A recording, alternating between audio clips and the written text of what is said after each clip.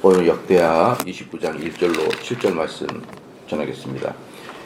역대하 29장의 서론은요, 이 남유다 왕 중에 솔로몬 이후에 그 어떤 왕보다 가장 유명한 왕이 히스기야예요. 남유다 왕 중에서 가장 유명한 왕이 히스기야이기 때문에 이 히스기야의 이야기가 29장부터 32장까지에 걸쳐서 히스기야 이야기가 나옵니다. 29장부터 32장까지 걸쳐 나오는데, 이제 이 히스기야는 종교개혁과 또 종교개혁을 통한 예배 의식, 또 관습 이런 것까지 다 개혁을 추진했던 사람이에요. 그래서 가장 유명하다. 히스기야는 가장 유명하다라는 것이죠. 그런데 이 히스기야가 이렇게 전면적으로 종교개혁을 감행한 이 일은 두 가지의 배경을 갖고 있는데요. 첫 번째는 주변 정세가 종교개혁을 일으킬 수밖에 없었던 것이죠. 그래도 신앙이 있었으니까 종교개혁을 일으키는 거죠. 어제 봤던 우리가 아하스 같은 경우는 어땠어요? 고통을 당하면 당할수록 더 악에 받쳐서 우상 숭배하는 것을 봤잖아요. 그렇기 때문에 꼭 고통이 좋은 건 아니지만 많은 사람들이 고통이 사람을 만든다고 이렇게 얘기하잖아요. 고통이 사람을 만드는 게 아니고, 고통은 사람의 진면목이 뭔지를 보여주는 게 고통이에요.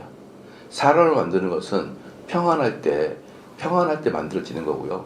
고통은 그동안 너희가 어떻게 지냈는지를 보여주는 게 고통이기 때문에, 그 고통 자체는 사람을 좋게 만들거나 나쁘게 만들거나 하진 않고, 고통으로 네가 어떤 사람인지에 대한 결과가 나타나기 때문에 고통 자체에 뭔가를 의미를 두면 안 되는 거예요. 고통 자체에 의미를 두면 안 되는 것이고, 그래서 그러잖아요. 권투 선수들이 그 권투에서 승리와 패배는 이미 링 올라오기 전에 다 결정이 나버린다. 링에 올라오기 전에 얼마큼 연습했느냐, 얼마큼 강해졌느냐, 그것은 링에 올라오기 전이고, 링에서는 단지 그동안 했던 것에 대한 실험을 보여주는 거예요. 시험을 보여주는 것이다. 똑같이 고통은 우리가 어떤 사람인지를 시험하고 우리가 드러내는 순간들이지, 고통이 우리 사람을 만들거나 그러지는 않는 것이죠. 그러니까 어떤 사람 그러잖아요. 제가 자주 말씀드렸는데, 분야에서 자주 말씀드렸는데, 제가 처음에 목사가 될 때 저를 반대하는 사람들이 상당히 적지 않아 있었단 말이죠. 적지 않게 있었는데, 그 사람들이 했던 첫 번째 말이, 정대훈 목사는 고통을 당하지 않았다. 정대훈 목사는 고생을 하지 않았다. 목사 아들로 태어나서 호의호식하고 잘 살았다. 목사 아들로 태어나서 호의호식한 것도 아니지만, 그리고 잘 산 것도 아니지만, 한 가지 분명한 것은 고통을 당하지 않았죠.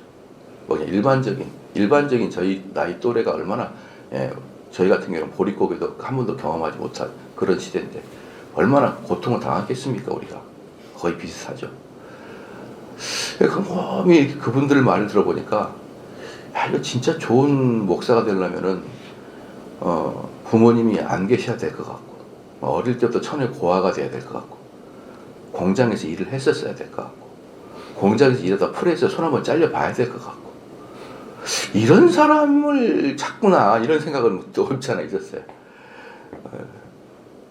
그래서 제가 한 번은 젊었을 때 아주 패기스럽게 그런 말들이 하도 설왕설래 오고 가길래 강대상에서 한번 때려쳤어요. 제가 젊은 나이에 40대 중반도 안 돼서 에라 모르겠다 때려쳐 버렸습니다. 그래서 내가 그랬어요. 앞에 있는 권사가 맨날 그런 말 하고 다니는 사람인데, 꼭 그분을 향해서 하지만 어쩌다 앞에 한테 듣기 때문에 성경책을 제가 이렇게 들면서 목사의 자격에 대해서 고통받는 사람이 있는지 찾아보라고, 에베소서에서. 목자의 자격이 있지 않냐, 장로의 자격이 있지 않냐, 술 취하지 말며, 한 여자의 남편이 되며 자격이 있지 않냐. 어디 목사의 자격이 바울이 에베소서 같은 데서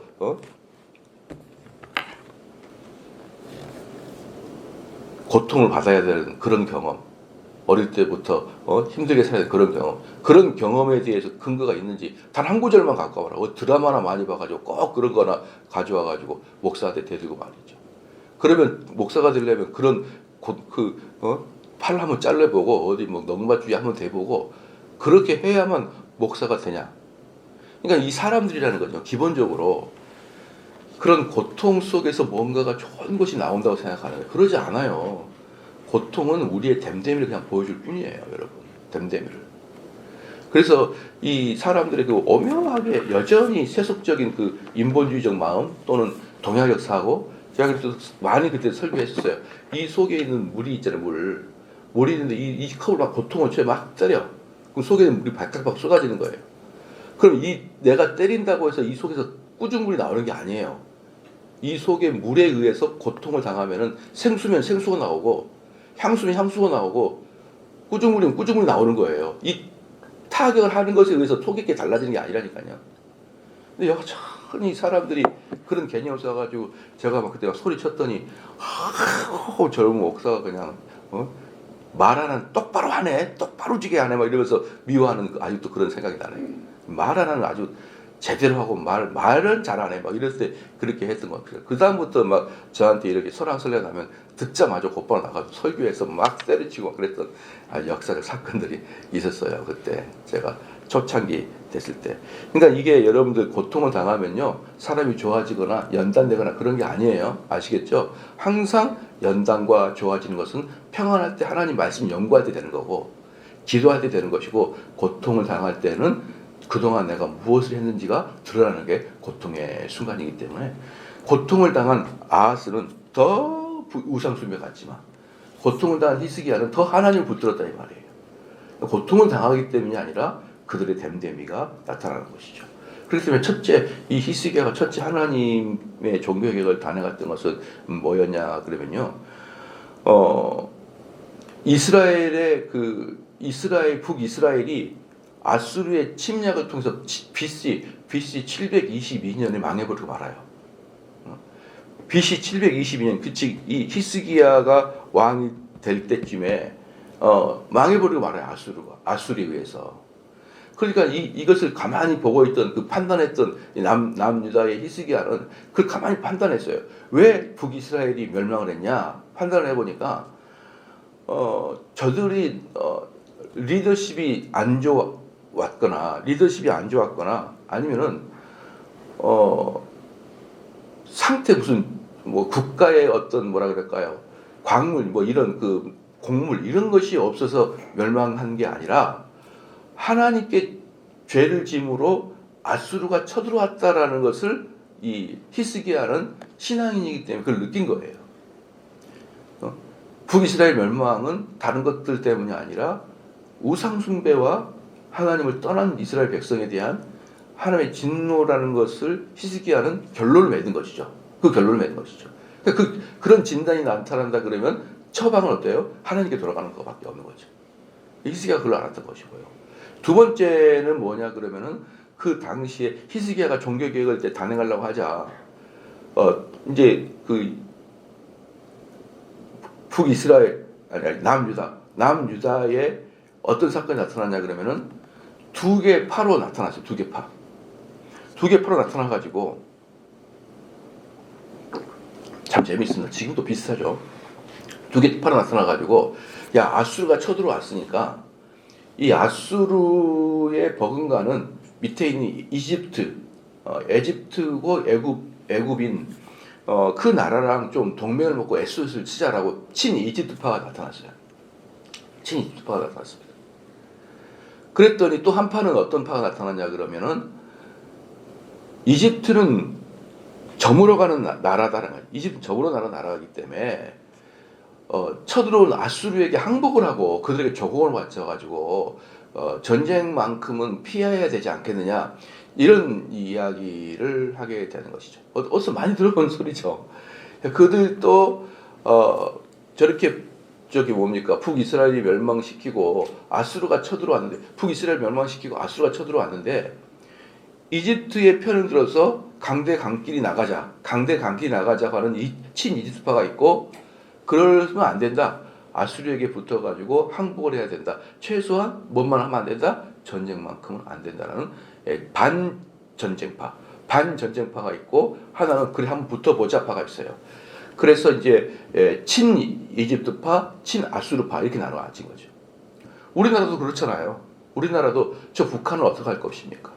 북한은 어떻게 할까요? 전쟁만큼은 안 된다라고 주장하는 현재 야당의 주장이 있고 강력한 군사력을 통하여 북한이 우리 한국한테 쪽도 못 쓰게 만들어야 되는 친여당파가 있잖아요. 그 두 개가 이렇게 있잖아요. 그럴 때 야당은 여당을 향해서 전쟁광이라고 얘기하잖아요. 전쟁광. 너희들이 드디어 북한하고 막 강대강으로 나가려 그러냐? 라고 전쟁광이라고 하는 광이라고 주장하는 이제 야당파가 그렇게 이야기하고 여당파는 언제까지 북한에게 빌빌빌거리면서 북한이 소리치면 소리도 못 내고 반론도 못하고 찍소리도 못하고 죽어갈래 이러면서 뭐 삶은 소대가리 막 이런 얘기를 하고 막 그러잖아요. 이 두 개파가 분명히 지금도 있잖아요. 똑같아요. 이때도 똑같습니다. 친애국파는 우리로 말하면 전쟁광이라고 말할 수가 있는 것이죠.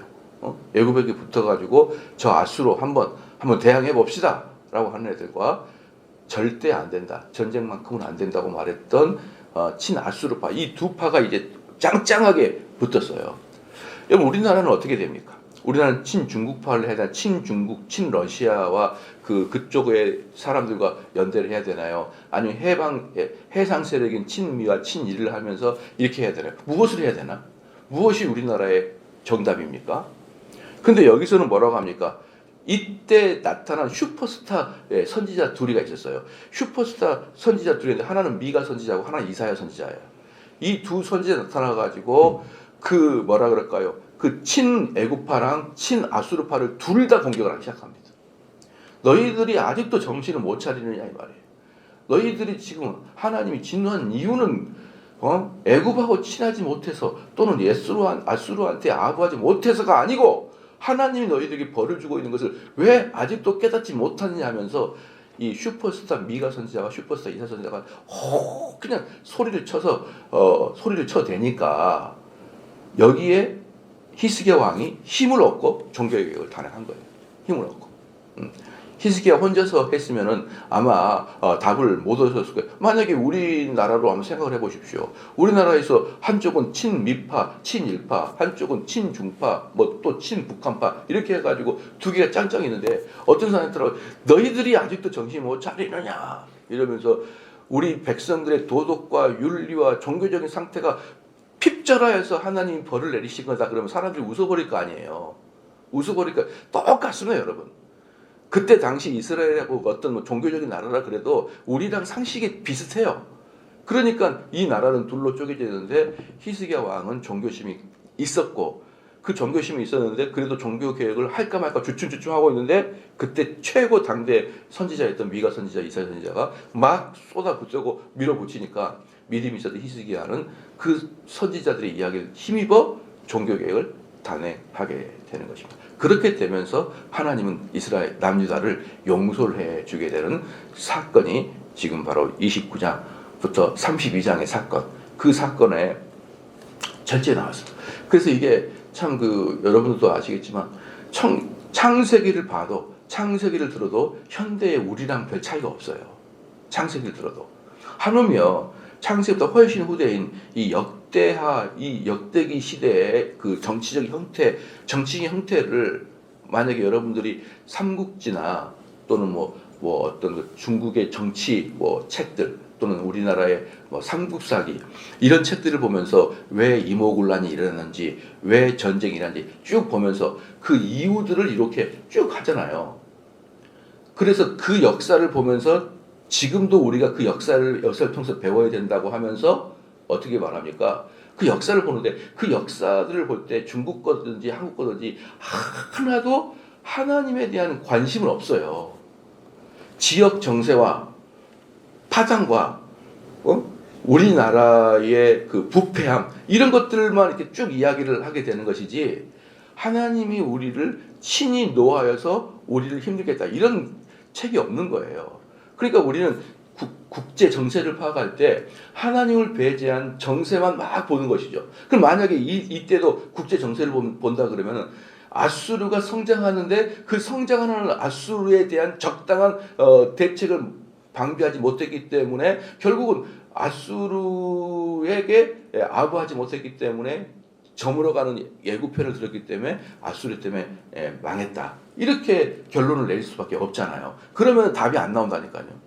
그렇기 때문에 제가 어제도 말씀을 드렸지만 이러한 얘기를 그렇다고 우리가 공론장에서 할 수 있는 건 아니잖아요. 이러한 얘기를 국회의원이나 국무위원들한테 이렇게 이야기할 수는 없는 거잖아요. 그렇기 때문에 교회가 이것을 알고 기도해야 된다는 거예요. 교회가. 이것은 사회에서는 도저히 통용이 될 수가 없는 거예요. 국가에서는 통용이 될 수가 없는 겁니다. 저도 국가에서 이렇게 말하는 거 원치 않아요. 국가는 종교에 대해서 평등해야 되는 거예요. 기독교나 불교나 심지어 무속인이라 할지도 그것 때문에 차별을 두면 안 되는 거예요. 그게 국가가 할 일입니다. 그렇기 때문에 이러한 일들을 국가에다가 우리는 요구할 수가 없고 사회에다가 요구할 수가 없고 단 하나님을 믿는 백성들에게만 요구하는 거예요. 그래서 저는 많은 성도가 있는 것이 애국한다 이거예요. 많은 성도가 있으면 애국하는 거. 왜? 그들은 이 나라가 어려운 이유가 결국 국제 정세의 문제가 아니라 하나님과 우리의 관계의 문제가 1순위라는 것을 아는 것은 우리 성도들밖에 없기 때문에 그러는 것입니다. 그래서 이 역대기를 우리가 공부하는 것은 이스라엘의 역사를 보면서 어떻게 흥망성쇠가 있었고 이 흥망성쇠가 있었을 때 이 세속적인 역사관들은 이런 국제 정세를 받지 못했기 때문에 또는 국가의 분란 때문에 남북이 나눠지고 동서가 나눠지는 이 분란 때문에 우리 한국이 어렵다라고 평가할 수밖에 없지만 성경에서만큼은 역대기에서만큼 어때요? 그렇게 어려운 이유는 하늘에 계신 하나님께서 그들을 책망하시기 때문에 있다. 이 둘 다 배우면 어때요? 효과가 크죠. 둘 다 배우면. 국제 정세도 우리가 배울 필요가 있고 그리고 하나님이 우리를 진노하시고 있다는 것도 두 개를 같이 배운다 그러면은 훨씬 기도의 폭이 넓어질 것이다 이런 것이에요. 그래서 여러분들은 수요일 날 가끔 제가 국가를 위해서 기도하자 그러면 형식적으로 기도하는 경우가 있어요. 아니에요. 여러분 국가를 위해서 기도하는 것은 그리스도인들에게 필수적입니다. 필수적이에요. 왜? 이런 식의 개념으로 접근해서 기도하는 것은 교회밖에 없으니까. 그렇지 교회가 국가를 위해서 기도하지 않으면 안 되는 거예요. 여러분. 그래서 여러분들이 역대기를 공부하는 그 이유가 있는 것입니다. 역대기를 공부하는 이유는 우리가 왜 남의 이스라엘 역사를 공부하냐. 그렇게 치부하면 안 되는 거예요. 하나님께서 어떤 나라의 흥망성쇠에 이끌어가는 원리를 보여주고 있는 것이기 때문에 이 역대기는 그래서 중요합니다. 어때요? 두 가지. 첫 번째, 국제 정세를 바라보니 북이스라엘이 멸망한 이유를 바라보니 그들은 잘못된 지도자가 때문이 아니라 하나님을 경롭게 하는 우상 숭배 때문에 북이스라엘이 아수르에게 멸망을 당했구나. 이것을 히스기야가 알았고 두 번째는 뭡니까? 선지자들, 특별히 이사야, 미가 선지자가 강력하게 종교개혁을 단행하라고 요구를 했기 때문에 히스기야가 그들의 이야기를 들었다라는 것입니다. 1절 말씀에 히스기야가 왕이 오를 때에 나이가 25세라 예루살렘에서 29년 동안 다스리니라. 그의 어머니 이름은 아비야요 스가랴의 딸이더라. 특별히 여러분이 이 히스기야 그 앞에 요아스 그 앞에 요담 요 세 명의 왕들은 그 즉위 연도가 아주 헷갈려요. 즉위 연도. 왜 그러냐면 다 이 셋 다 섭정을 하기 때문에 섭정. 아버지와 아들이 함께 10년 몇 년 동안 섭정을 하는 요 기간들이 이 세 명한테 딱 있어요. 그래서 실질적으로 열왕기하에서 나타나는 히스기야의 왕의 다스리는 기간하고 역대기에서 다른 게 좀 달라요. 히스기야는 왕이 오를 때 나이가 25세라 했는데 열왕기 그 이전에 드러나거든요. 그 이전에. 그러니까 이 25세라는 것은 아버지와 섭정이 끝나고 단독으로 왕이 될 때를 이야기하는 게 25세인 것입니다. 그 정도만 하면 될 것 같아요. 2절에 히스기야가 그의 조상 다윗의 모든 행실과 같이 여호와의 보시기에 정직하게 했다. 히스기야가 다윗의 길로 간 왕이에요. 이스라엘에는요 20명의 왕들이 있습니다. 정통으로 다윗의 족보를 통해서 된 왕은 19명이고 아합의 딸 아달랴가 시집 와가지고 자기 남편이 죽고 자기 아들이 죽자 자기가 딱 왕이 되는 사건이 있었잖아요. 그 아달랴를 넣으면 20명, 아달랴를 빼면 19명이에요. 남유다의 왕은. 그 남유다의 왕은 그 20명으로 말한다 그러면 그 왕 중에 딱 3명이 다윗의 길로 갔다고 칭찬을 했습니다. 3명이. 그러니까 이 20명 중에 3명, 10 몇 프로밖에 안 되겠죠. 이렇게 북이스라엘에 비해서 남유다가 훨씬 건강한 왕조를 가지고 있음에도 불구하고 다윗의 길로 갔다고 말하는 그 왕은 3명이었습니다. 여기 당연히 29장에 나오는 히스기야죠. 그 다음에 열왕기상 15장에 나오는 제3대 왕 아사왕입니다. 아사왕이 다윗의 길로 갔다 그러고, 그 다음에 34장 역대하 34장에 나오는 요시야왕 이렇게 셋, 요시야, 아사, 히스기야, 요시야, 이렇게 3명의 왕이 남유다의 최고의 왕이에요. 최고예요. 그 중에서도 가장 관심이 많은 왕은 당연히 히스기야고, 아사, 히스기야, 요시야, 이렇게 3명의 왕이 남유다의 현인이다. 현인. 그래서 그 사람들은 하나님 보시기에 다윗과 같은 일을 했고, 그러니까 그 남유다나 북이스라엘에서는요, 너가 참 좋은 왕이다, 그 말은 다윗의 길로 간 왕이다, 이 말이 되고, 네가 참 나쁜 왕이다, 이 말은 뭐냐면 북이스라엘 초대왕 여로보암의 왕이에요. 그래서 너는 여로보암의 길로 갔구나, 또는 너는 이스라엘의 왕의 길로 갔구나, 이것은 넌 나쁜 놈이다, 이 뜻이고, 너는 다윗의 길로 갔구나, 이것은 최고의 왕에게 붙여주는 그런 왕이었어요. 그래서 우리도 이제 교회사를 보게 되면 최고의 왕한테 무엇을 붙여줍니까? 최고의 왕한테 아우구스티누스라고 붙여줘요. 아우구스티누스. 교회사에서 제일 좋은 왕들이나 제일 좋은 어떤 신학자에게 아우구스티누스 이렇게 붙여줍니다. 아무나 붙여준 게 아니에요. 왜냐하면 그 왕이 사후에 붙여주기 때문에, 그 왕이 다스릴 때 붙여준 게 아니라 사후에 붙여주기 때문에 아무나 붙여주는 게 아니었어요. The Great를 붙이거나 아우구스티누스 붙이는 것은 사실 우리나라 왕 중에서도 세종대왕을 붙인 사람은 거의 없잖아요. 왜? 사후에 붙이는 거니까, 사후에. 그래서 여기 히스기야 왕은 그렇죠. 현대로 표현한다 그러면 대왕 또는 아우구스티누스, 그런 명칭이 붙은 사람인 것이죠.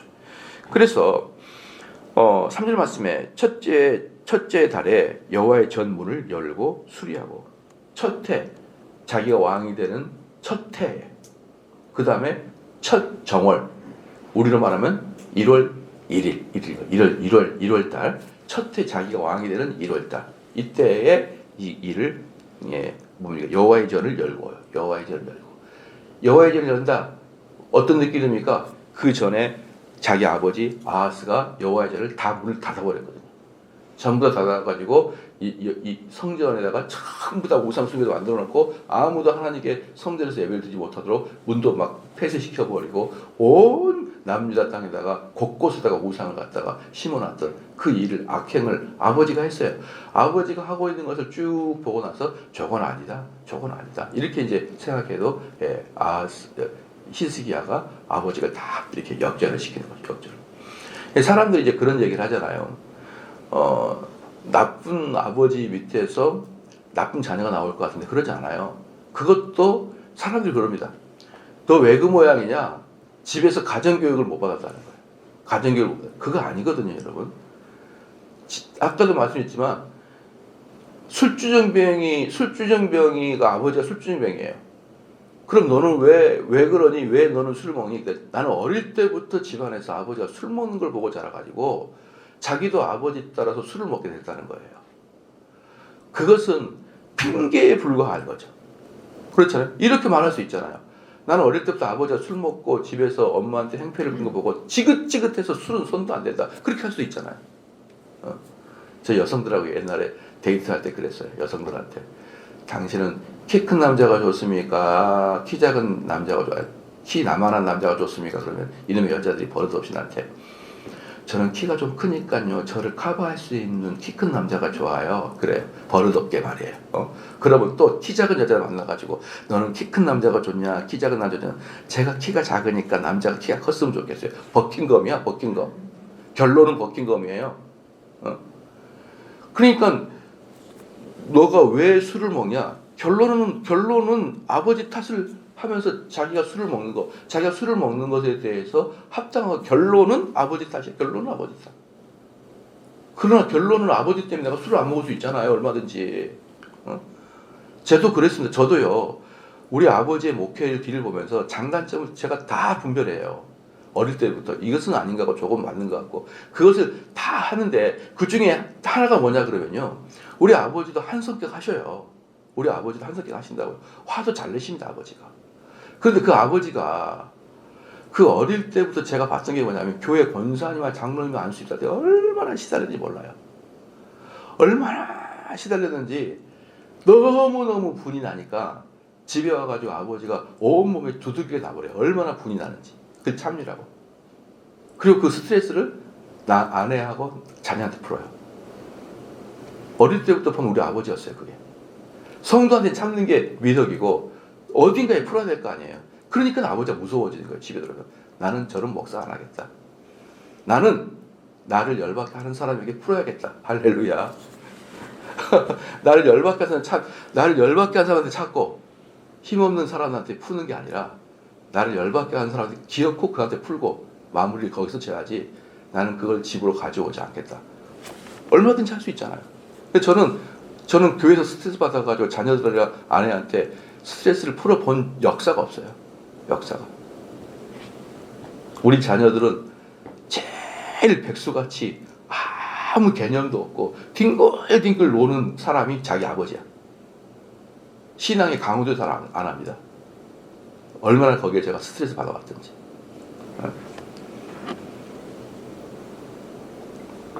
내가 우리 자녀들한테 이 아빠가 얼마나 할아버지한테 그런 할아버지 그때는 근데 그 할아버지를 제가 나무라려고 하는 게 아니에요. 왜? 그때 목사들은 전부 다 그 미덕이었으니까.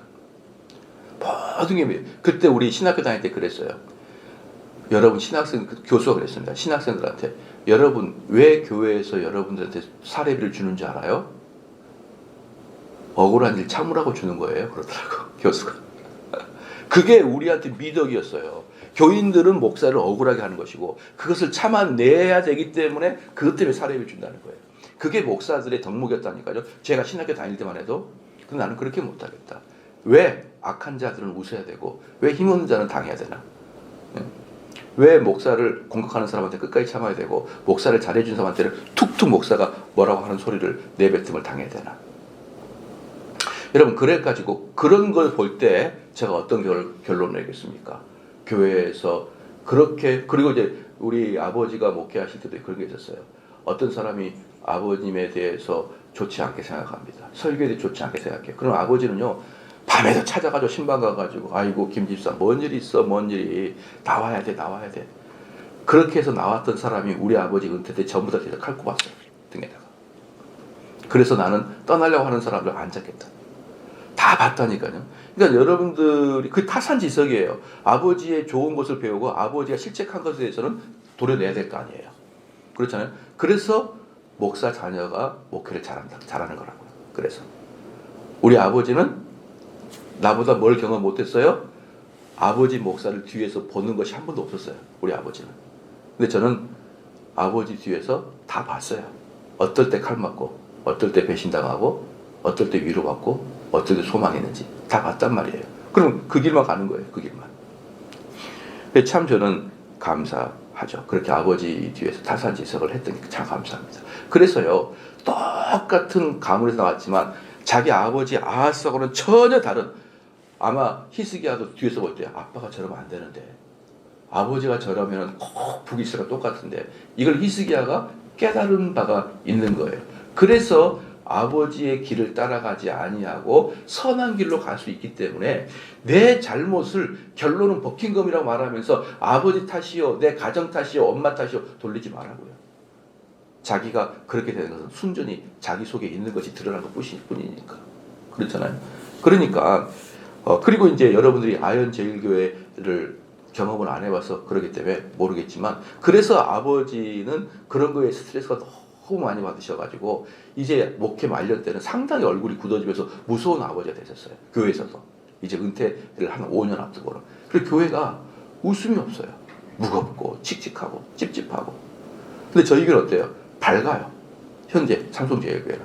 제가 은퇴해서 어떻게 될지 모르겠지만 그거 이유는 뭐냐면 그 아버지의 실책을 저는 거절하고 아버지 장점이 또 있어요. 그게 뭐냐면 우리 아버지는요. 사사로이 교회 돈을 쓰지 않습니다. 사사로이. 철저하게 100원 하나. 그 부분은 제가 조금 더 약해요. 아버지보다. 100원은 쓸 때도 있어요. 교회 돈을. 근데 아버지는 1푼 안 써요. 1푼. 대단한 분이지. 제가 봤을 때. 1푼 안 씁니다. 그럼 이게 목회자들이 교회 돈을 손대기 시작하게 되면요. 중이 고기 맛을 보면 고기 그 빈대도 안 남는다고 교회 돈, 눈먼 돈 그때그때 쓰기가 쉬워요. 근데 우리 아버지의 딜을 볼 때는 아버지는 돈을 아예 회계한테 맡겨버리고 회계 부서에 맡겨버리고 당신은 타다 써요. 내가 이런 일이 있으니 이런 일을 지출해 주세요. 그럼 회계가 거기 지출해요. 돈을 전혀 손대지 않았어요. 아버지가. 제가 그것을 잘 배웠습니다. 그래서 우리 아버지는요. 마지막까지 그 사람들 사이에서 스캔들과 여성의 문제와 두 번째 돈의 문제가 한 번도 거론된 적이 없어요. 아버지 목회 동안에. 대단한 거예요. 대단한 거예요. 그래서 그런 것들을 보고 장점을 많이 배웠던 반면에 단점도 배웠어요. 그래서 우리는 성도들은 그래야 됩니다. 내가 이렇게 되는 것을 자꾸 선조 탓, 부모 탓 이렇게 하면 안 되고 내가 부모가 그랬으니 나는 그러지 말아야지. 우리 부모가 저렇게 잘했으니 나도 저기를 따라가야지. 이렇게 하면 정말 좋은 사람이 될 수가 있잖아요. 그게 바로 히스기야와 아하스 관계예요. 어떻게 이렇게 이스라엘 전체에서 제일 나쁜 왕이 아하스예요. 제일 나쁜 왕. 이 아하스의 손자 므낫세가 있는데 므낫세보다 더 나쁜 왕이 아하스예요. 근데 남유다에서 제일 좋은 왕이 히스기야야. 어떻게 그렇게 둘이 이게 연결이 됐는지 참으로 희한한 일 아니겠습니까? 그래서 첫째 달에 여호와의 전 문들을 열고 수리하고 보니까 아버지가 닫았던 문들을 다 다시 열어서 회복시키는 그런 아들의 모습을 볼 수가 있어요. 제사장들과 레위 사람들을 동쪽 광장에 모으고 참 이것도 재밌는 게 뭐냐면요. 이때 당시에 모든 제사장과 레위 사람들이 다 타락해버렸어요. 타락한 증거가 뭡니까? 그 아버지 아하스가 이렇게 우상 숭배를 철저히 할 때 누구 하나 손을 들고서 당신 그러면 안 된다고 말하지도 못해요. 그리고 그 아하스가 하는 일에 동참하고 맙니다.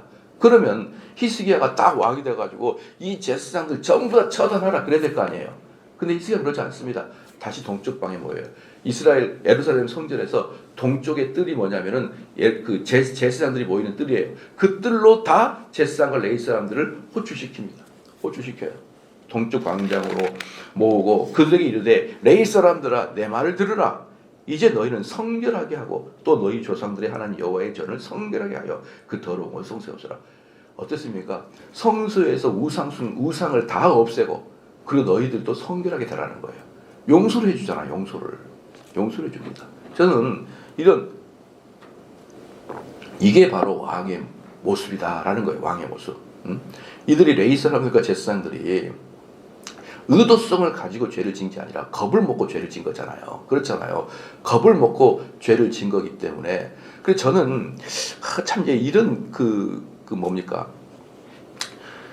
이 정치적 적폐세, 정치적인 보복이냐, 법을 어긴 사람에 대한 합당한 집행이냐, 이게 헷갈려요. 지금 요즘에는. 세상을 바라볼 때 이제는 저는 헷갈려서 세상을 해석을 못 하겠어요.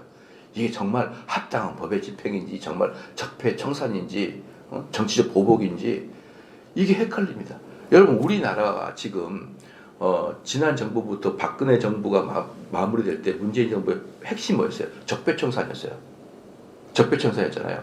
지금도 명칭이 적폐 청산 아니지만 버금가는 아니면 더하는 그런 일이 발생하잖아요. 그때 제가 분명히 여러분 성도한테 얘기했어요. 전 정권 적폐청산하면 다 본인 당한다.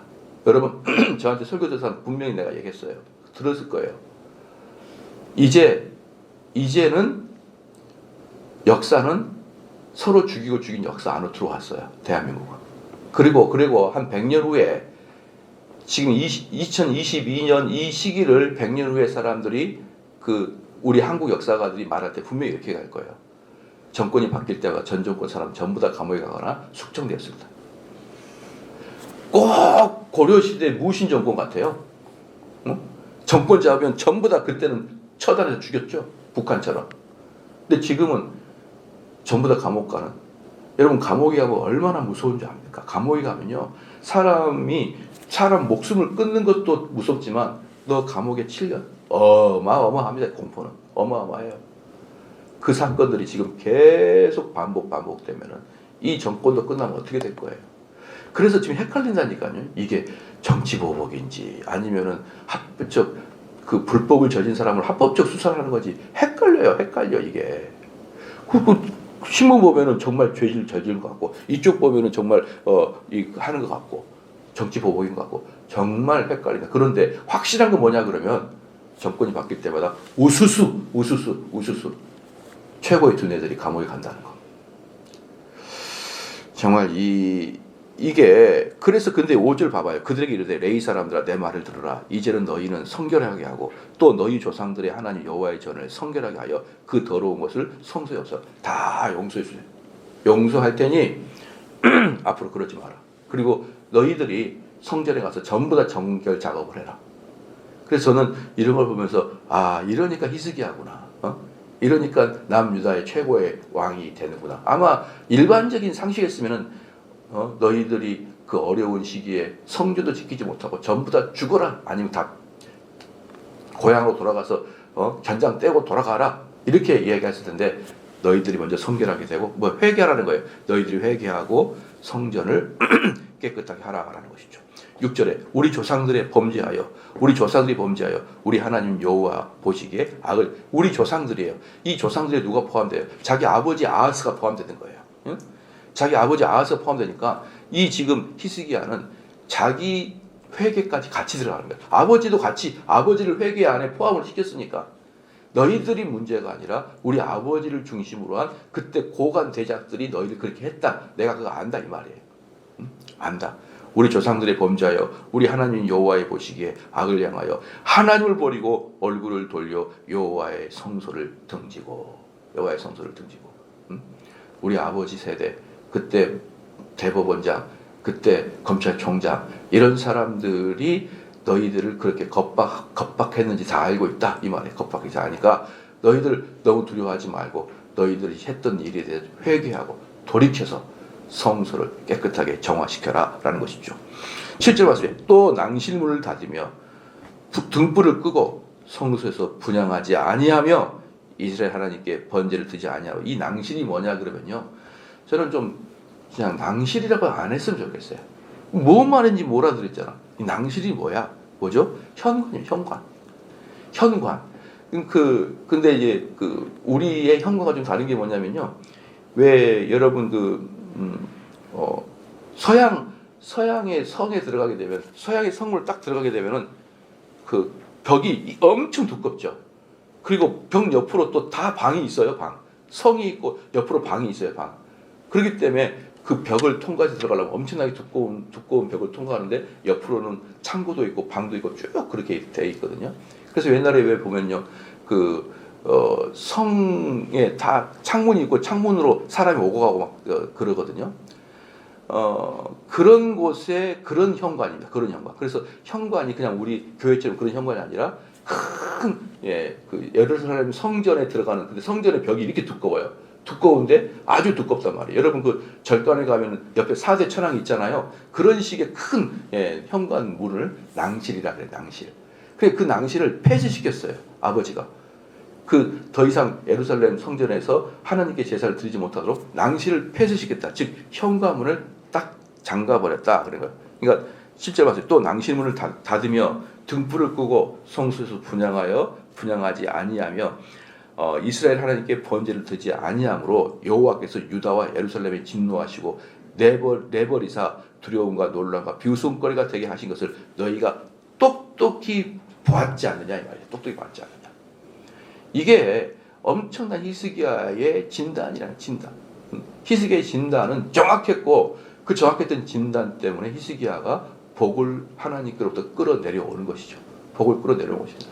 그래서 저는 우리 성도들한테 계속 이런 식의 관점, 즉 나라를 바라보거나 크게는 나라를 바라보거나 작게는 여러분 개인의 삶을 볼 때 왜 나는 이게 황폐해졌을까? 그러면 자세히 생각해 보세요. 성전문을 때려 잠그고 오랫동안 하나님 섬기지 않냐? 오랫동안 하나님을 등지고 있었던 나와 내 가족과 내 주변과 볼 수가 있잖아요. 그럼 여러분은 이 말씀 듣고 회개를 하는 거예요. 회개를 하는 것이에요. 또 말했지 않습니까? 국가가 이렇게 문제가 생겼다. 여러분 국가가 문제가 생길 때 또 저는 이런 얘기 했었어요. 옛날에 제가 우리 교회 선생들 중에서 있거든요. 우리 교회 선생들도 몇 명 있는데 제가 끝까지 그 선생들하고 그 선생들을 굴복시켰던 게 뭐냐면 전교조의 교육은 안 된다는 거예요. 전교조의 교육 중에 제일 안 좋은 게 뭐냐 그러면요. 아이들의 인권 문제예요. 아이들의 인권 문제는 곧이어 아이들을 학교에서 체벌하지 말라고 결론이 난다. 내가 분명히 얘기했어요. 그러면 아이들은 선생 때린다 그랬어요. 제가 그것을 우리 교회 그 전교조 교사였던 다 전교조 교사였어요. 우리 교회 교사들도. 제가 그 얘기했을 때 우리 그 선생님들이 목사님의 성경 해석에 동의하지만 어쩌고 똑같은 얘기를 했어서 어디서 주둥이를 이렇게 대면서 막 하면서 했더니 지금은 전부 다 전교조가 잘못했다고 이제야 다 알아요. 학생 인권의 문제를 띄우면서 뭘 없앴다고요? 선생의 체벌권을 없앴단 말이에요. 선생이 완전히 무방비 상태. 선생의 오른팔 다 떼어놨어요. 그래서 어떤 선생님이 저한테 그랬어요. 목사님, 우리 옆에 있는 반 선생님이 사임했어요. 목사님, 우리 옆에 있는 반 선생님이 정신과 병원에 입원했어요. 목사님, 우리 옆에 있는 선생님이 말도 안 하고 일주일째 학교를 안 나와요. 정신이 헷갈려요, 교사들이. 성경을 알면 최고의 교육학자보다 더 잘 알아요. 성경을 알면. 그때 너희들이 이런 식으로 학생들에게 채달권을 뺏어가면 선생 역할 절대 못한다. 근데 그걸 뺏었죠? 국가에서. 그러니까 어떻습니까? 옆에도 선생들이 정신적 찬란증이 들어요. 또는 선생이 수업하는데 자녀를 괴롭혔다고 학부모가 쫓아와가지고 머리끄댕이 끄잡는 일은 유도 아니에요. 이런 거 누가 만들었습니까? 이런 거 누가 만들었어요?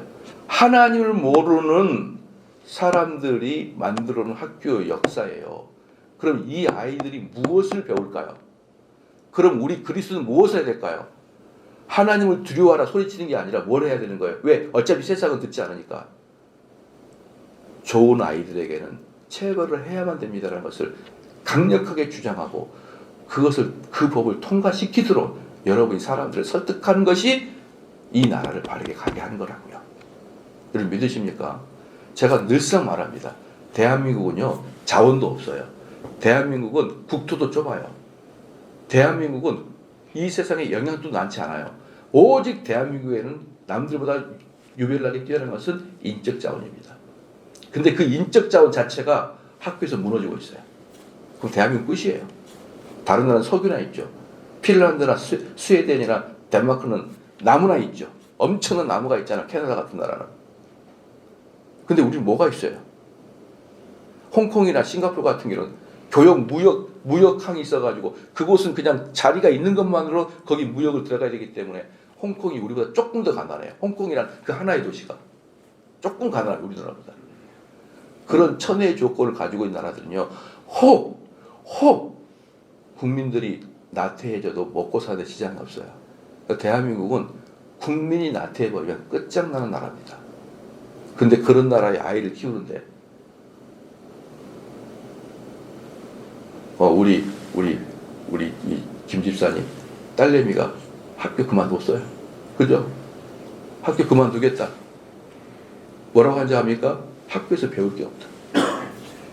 애들이 너무 공부 안 한다. 이 딸이 공부도 잘해요. 공부를 못해서 그만두고 큰 문제죠.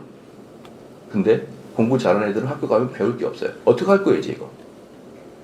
어떻게 할 겁니까? 그래서 지금은 학교 그만두는 것은 아무렇지도 않아요, 이제. 누가 이렇게 만들었습니까? 우리 때는 어때요? 비가 오나 눈이 오나 졸업을 해야만 되는 그런 학교에 대한 선생님에 대한 존경심과 선생님에 대한 그 우월함과 학생은 어쨌든지 학교에서 순종해야 된다는 그런 것을 자라왔는데 지금은 나라도 우리 아들한테 그만 다니라고 하고 싶어요. 자버리고 선생님이 뭐라고 하든지 나 신경 쓰지 말라 그러고 이런 환경에서 어떻게 우리 아이를 키웁니까? 그래서 여러분 제가 말씀드리고 싶은 것은 뭐냐면 우리는 이 나라에 대해서 예수 믿으라고 말할 자격이 없어요. 어차피 사회와 국가는 그러지 않으니까. 그러나 하나님의 방식을 하나님이라는 단어를 빼고 설득해서 그걸 통과시켜야 돼요. 설득해서. 또 하나 있잖아요. 부모들이 자녀를 체달할 것도 뺏으려고 그래요. 그럼 우리는 어떻게 하게 됩니까? 안 됩니다. 안 됩니다. 옛말에 오냐 자식 호로 자식이고 잘된 놈은 회초리를 대야 된다. 우리 조상의 어리 있습니다. 자녀들을 부모가 체달해야만 좋은 자녀 만듭니다. 이것을 통과시켜야 돼요. 부모가 자녀들에게 회초리를 대는 것을 막아버리는 법안을 막아야 돼요. 그게 성도들이 이 나라를 하나님의 진노하신 나라에서 벗어나게 하는 방책입니다. 방책. 그렇기 때문에 우리 성도들은요, 열심히 기도할 뿐만 아니라 열심히 전도를 해야 돼요. 왜? 성도들이 많을수록 국가에서는 함부로 못하는 거거든요. 기독교가 주장하는 것을 함부로 못하는 거예요. 그렇기 때문에 여러분들은요, 어떻게 해서든지 이 나라의 정책에 관심을 가져. 여야에 관심을 갖는 것보다는 정책에 관심을 갖고, 만약에 이 사람들이 기독교적 가치관에 역행한다. 그것은 우리 종교성을 위한 게 아니에요. 30년 지나면 그 효과가 나타나게 돼 있어요. 그거 막도록 해야 됩니다. 아시겠죠? 그래서 이 나라의 그 도덕적 황폐함을 막아내는 것이 우리 성도의 역할이다. 기도하시겠습니다. 하나님 아버지 참으로 감사합니다. 참으로 감사합니다. 참으로 감사합니다. 참으로 감사합니다.